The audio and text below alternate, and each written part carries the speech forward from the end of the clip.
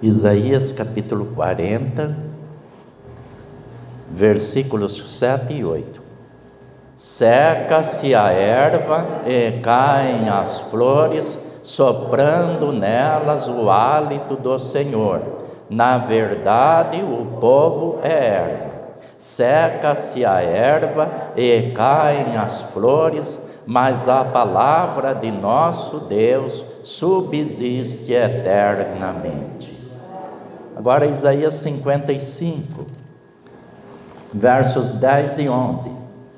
Porque assim como desce a chuva e a neve dos céus, e para lá não torna, mas rega a terra e a faz produzir e brotar, e dar semente ao semeador e pão ao que come, assim será a palavra que sair da minha boca, ela não voltará para mim vazia, antes fará o que me apraz e prosperará naquilo para que a enviei. Glória a Deus, nosso Pai maravilhoso. Que Deus esteja nos abençoando nesta breve meditação da Palavra de Deus. O tema para a nossa meditação é exatamente este: a Palavra de Deus. E eu não poderia deixar de citar Hebreus 4:12, este livro maravilhoso que tem como objetivo exaltar o Novo Testamento, ou seja, a nova aliança que nosso Senhor Jesus Cristo nos trouxe. E o escritor, um judeu convertido ao cristianismo, convertido a Jesus Cristo, nós não sabemos quem escreveu a carta aos Hebreus. Há uma tendência dos teólogos em afirmarem que foi o apóstolo Paulo, mas nós não sabemos. E nós leremos aí o versículo 12 do capítulo 4, que ele também destaca o poder da palavra de Deus, a maravilha da palavra de Deus. E ele diz: porque a palavra de Deus é viva e eficaz, e mais penetrante do que a espada alguma de dois gumes, ou seja, a espada que corta dos dois lados, e penetra até a divisão da alma e do espírito, e das juntas e medulas, e é apta para discernir os pensamentos e intenções do coração. Que palavra maravilhosa, que bênção para nossas vidas. A palavra de Deus, ela é objetiva. A palavra de Deus, ela é cortante. Ela contrasta com as nossas palavras. Por quê? Porque as nossas palavras são baseadas nas nossas fragilidades. As nossas palavras, elas mudam. As nossas palavras, elas são embasadas nas nossas conveniências. Quando nos convém, nós falamos uma determinada coisa, e quando não convém, deixamos de falar, ou não temos responsabilidade para com as nossas palavras. Por isso que o Senhor Jesus Cristo disse que nós prestaremos contas a Deus de todas as nossas palavras ociosas, palavras que foram pronunciadas sem nossa responsabilidade diante do Senhor nosso Deus. Nós prestaremos conta. A palavra de Deus, ela é divina, ela é superior. A palavra de Deus é imutável. Sabe por quê? Porque nosso Deus não muda. Ele é imutável, ele não muda. Ela é eterna. Sabe por quê? Porque nosso Deus é eterno. O profeta disse, falou por duas vezes: seca-se a erva e caem as flores, mas a palavra do Senhor nosso Deus, ela subsiste eternamente. Eternamente, porque nosso Deus é eterno. Eu amo aquela palavra de Moisés, lá no Salmo 90, quando ele diz: de eternidade a eternidade, tu és Deus. Ele está fazendo uma referência ao Senhor. Deus é o nosso refúgio de geração a geração. Sim, de eternidade a eternidade, tu és Deus. E a sua palavra também é uma palavra eterna. O escritor aos Hebreus disse que esta palavra, ela é viva. Viva porque o nosso Deus é vivo, porque nosso Deus é fonte de vida.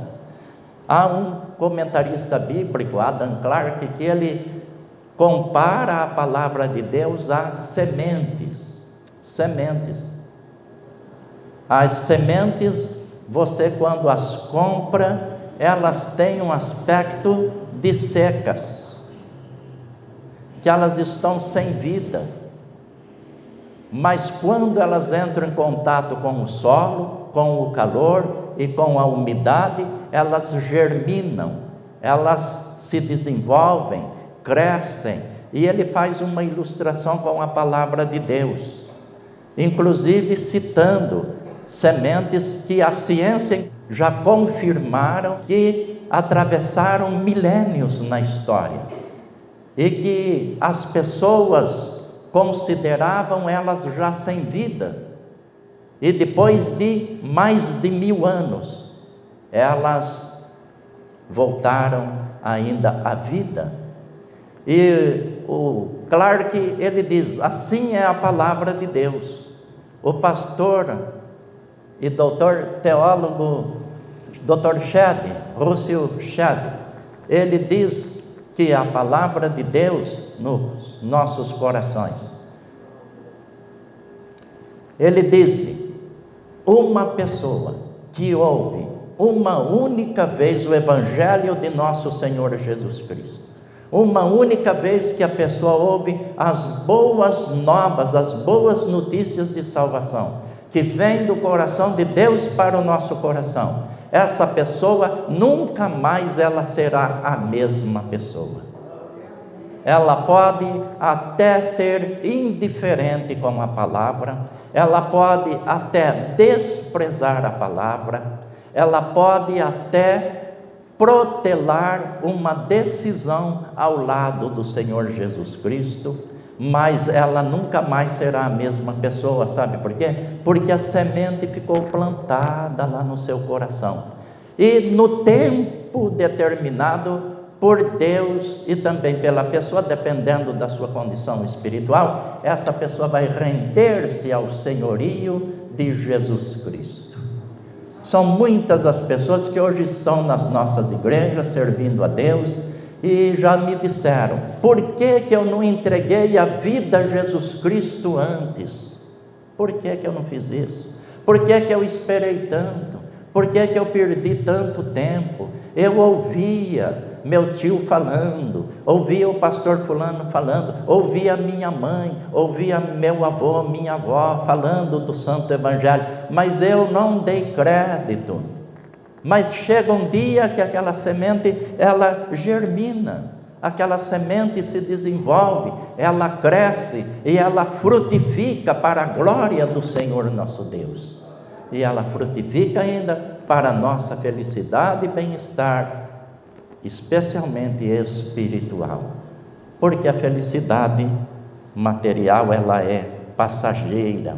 A palavra de Deus, então, ela traz vida em si mesmo, e em tempo oportuno ela germina, ela é incorruptível. Senhor Jesus Cristo comparou também a palavra à semente, quando ele contou a parábola do semeador. Lá em Marcos capítulo 4, Jesus falou sobre a parábola do semeador. Jesus fez ali uma ilustração maravilhosa.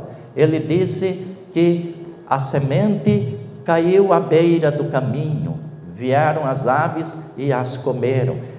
Jesus falou que a semente caiu também em solo pedregoso e não tendo base para penetrar as raízes, ela secou. Outra caiu entre espinhos, e também os espinhos as sufocaram. Mas ele também disse que houve uma porcentagem que caiu em boa terra.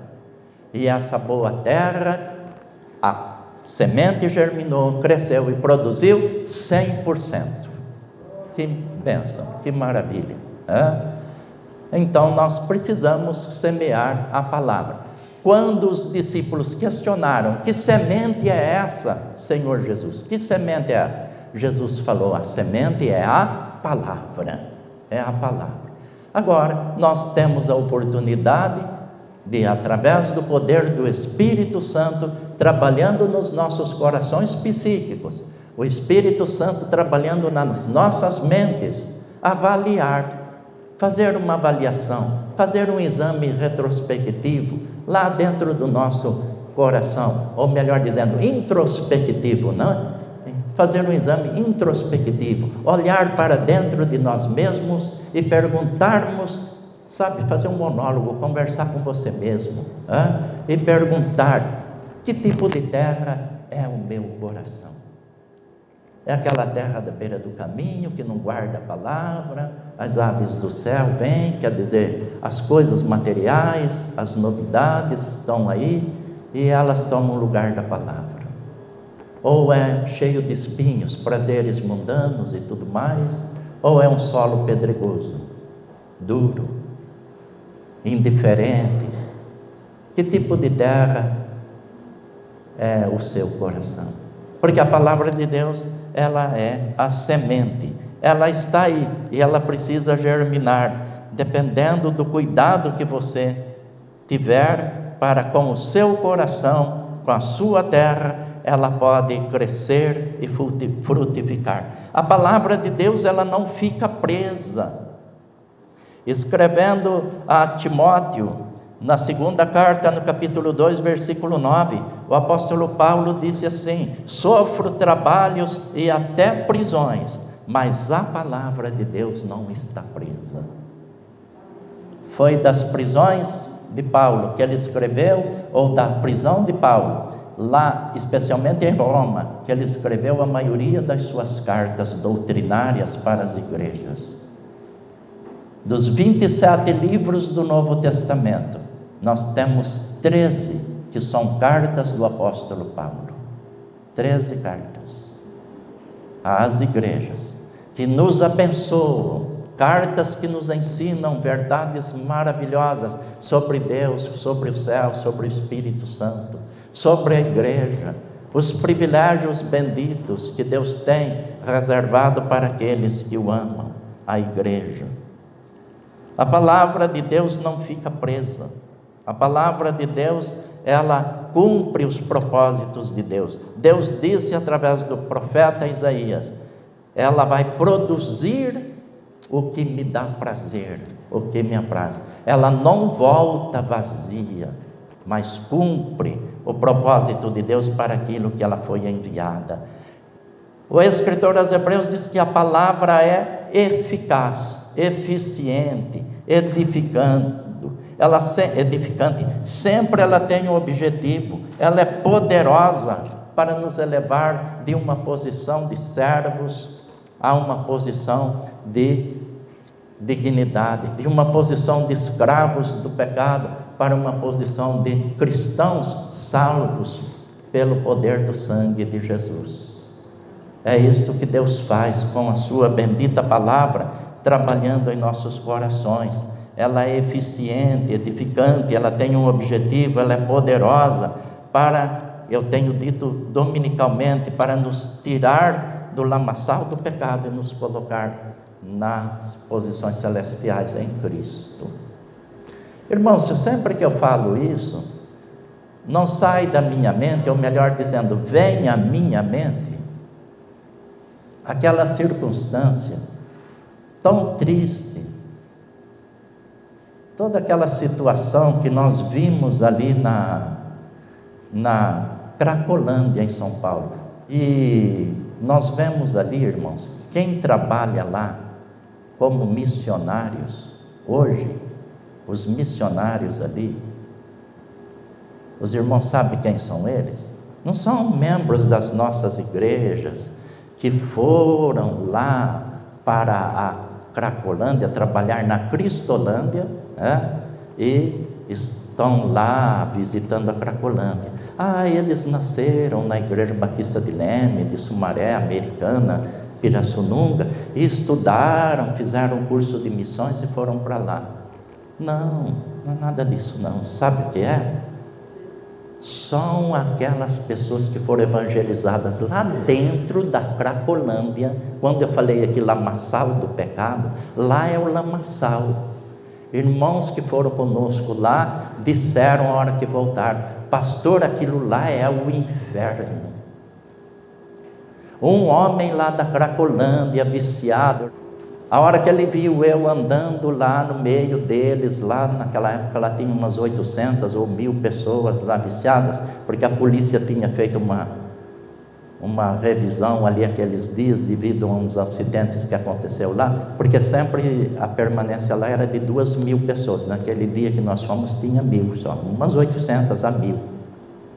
E um daqueles indivíduos, um senhor idoso da raça negra, ele segurou no meu ombro. Talvez o homem tivesse uns 70, 75 anos, todo debilitado, todo machucado, mal cheiroso, com uns 3 meses que não tomava banho.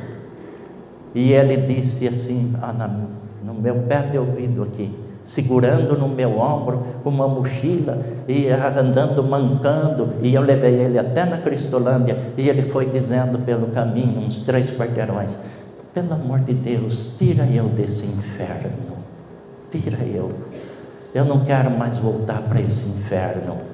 E ele nos acompanhou até a Cristolândia, onde ele ia participar do culto e tomar a refeição. E aqueles irmãos que estão trabalhando lá na Cristolândia, foi de lá daquele inferno que eles saíram. Sabe por quê? Porque a palavra de Deus, ela é eficaz, ela é viva, ela é eficiente. A palavra de Deus tem poder, porque ela nos traz uma mensagem do Deus Todo-Poderoso. O nosso Deus tem poder e sua palavra é poderosa. E o escritor está dizendo que ela é cortante, ela fere. E às vezes nós, os crentes, estamos na igreja e, dependendo do que ouvimos, saímos: essa palavra aí é difícil de suportar. Porque Deus fala ao nosso coração. Você já ouviu a voz de Deus alguma vez? Já percebeu Deus falando com você? Você tem o hábito de ler a Bíblia? Vamos falar Salmo 119, versículo 105? Salmo 119, 105. Vamos juntos? Lâmpada para os meus pés é a tua palavra e luz para o meu caminho. Que bênção, né? Então você só vai andar nas trevas se você quiser, porque Deus nos deu a capacidade de escolher. Ele nos deu a capacidade de fazermos escolha. Então, se a palavra de Deus é eficaz, ela é eficiente, ela é poderosa, ela é cortante, ela fere, mas ela também desobstrui. Ela fere, mas ela também cura. Ela mata o pecado, a incredulidade, a falsidade. Ela tem esse poder.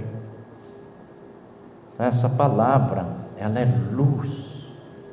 Ela é lâmpada para os meus pés, nesta caminhada, nesta jornada. A vida é uma jornada, a vida é uma caminhada, entre o nascer e o morrer. A vida é uma caminhada, mas se esta caminhada for à luz da orientação, dos conselhos de Deus, é uma caminhada bem-sucedida, será uma caminhada abençoada, será uma caminhada onde nós encontraremos prazer na realidade da existência. Nós estaremos às vezes reclamando, murmurando, como disse o salmista, andando às vezes pelo vale da sombra da morte. É fácil atravessar o vale da sombra da morte? Não é. O salmista disse, ainda que eu ande. Ele não estava andando, mas ele está dizendo, ainda que eu ande pelo vale da sombra da morte, tu estás comigo. E nós sabemos que o Senhor está conosco através da sua bendita palavra, porque Ele prometeu estar conosco. E especialmente o Senhor Jesus Cristo, quando disse, e eis que estarei convosco todos os dias. Todos os dias. Então, como essa palavra de Deus tem me confortado? Sabe por quê? Porque eu acordo, eu sei o que eu vou enfrentar. Às vezes algumas coisas que vão também me surpreender, porque eu não estou aguardando-as. Quantas pessoas levantam e vão para o trabalho, achando que vão ter um dia maravilhoso de trabalho, e quando chegam na empresa, ficam decepcionadas, porque foi exatamente aquele dia que o patrão escolheu para dispensá-la do trabalho. Alguém já viveu isso? Já passou por esse momento? E aí você tem que pedir a Deus, Senhor Jesus, que o Teu Espírito Santo esteja comigo nesse dia, porque eu não sei o que me aguarda, Senhor, mas eu quero que a Tua palavra esteja no meu coração, cortando, curando, desobstruindo, matando o desejo do pecado, a incredulidade, a falta de fé. Mas o escritor disse que ela tem poder, ela é poderosa para penetrar até a divisão da alma e do espírito, abre caminho entre o intelectual e o espiritual, atinge o nosso coração, ela abre caminho entre a nossa parte inteligente e também a espiritual, porque o homem não é só intelecto. Tem pessoas sabidas, já viu gente sabida? Um dia desses eu falei isso aqui para a igreja, pessoas sabidas, que conversam sobre todos os assuntos, são versáteis, você aborda vários aspectos da vida social, e a pessoa sabe tudo. Ela fala sobre política, sobre futebol, ela está bem informada sobre informática, sabe tudo. Mas quando chega na vida espiritual, se você perguntar para ela, você crê no Senhor Jesus Cristo? Você tem um compromisso com o divino, com o sagrado, com o Senhor nosso Deus manifestado em carne na pessoa de Jesus? Porque crê em Deus, todo mundo crê, né? Até os ateus, eles fazem do ateísmo seu Deus, da filosofia sua segurança. Agora, um compromisso com Jesus, você já assumiu? Então a pessoa é sabida, mas não é sábia, ela é bem informada. Aí a palavra de Deus está dizendo que a palavra de Deus, ela tem esse poder de fazer, penetrar até a divisão da alma, do intelecto, do psique e do espírito. O espírito é aquela parte que nós herdamos de Deus. Esses dias eu comecei a pensar, Deus maravilhoso, tão poderoso, Ele fez o homem do pó da terra, tão bonito. Imagina uma obra-prima da criação. O homem era muito bonito, eu estou falando no aspecto genérico, de que Deus fez a mulher também depois, e diz o pastor Cláudio Duarte que ela era muito linda, né? E nós sabemos que tudo o que Deus faz é maravilhoso. Depois o pecado estragou. Muitas pessoas perderam a aparência por causa do pecado. O pecado deixa a gente feio, não deixa? Deixa, já viu? Você já foi na penitenciária fazer visita? Já foi na cadeia? Você vê aqueles semblantes carregados, aquela fisionomia de ódio, puro ódio. As pessoas não conseguem dar um sorriso por causa do poder do pecado. E Deus, a Bíblia diz que Ele soprou nas narinas do homem o fôlego da vida. Esse fôlego é o nosso espírito, que a Bíblia diz que depois o pó volta para a terra como era, e o espírito volta para Deus. Juntas e medulas, a religiosidade natural e a vida espiritual. Tem muita gente religiosa, mas sem Jesus no coração. Muita gente religiosa, eu tenho fé. E tem gente que tem fé, ela diz assim, até para ver o mal do próximo. Eu tenho fé que ele ainda vai morrer, ele vai ficar em cima de uma cama. Eu tenho fé. Já viu isso? Eu tenho fé. Eu não posso fazer nada, mas Deus vai deixar ele paralítico. Eu tenho fé. Olha que fé. Essa é uma fé sem valor, é uma fé sem sentido, é uma fé vazia, é uma fé que não agrada a Deus.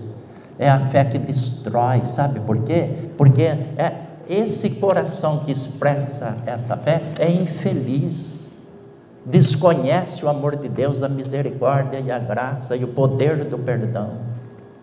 Isso não é fé, isso é desejo maldoso, vingança. Por isso que a Bíblia diz, né? A vingança pertence a Deus. Meus queridos, que Deus possa estar nos abençoando e falando ao nosso coração.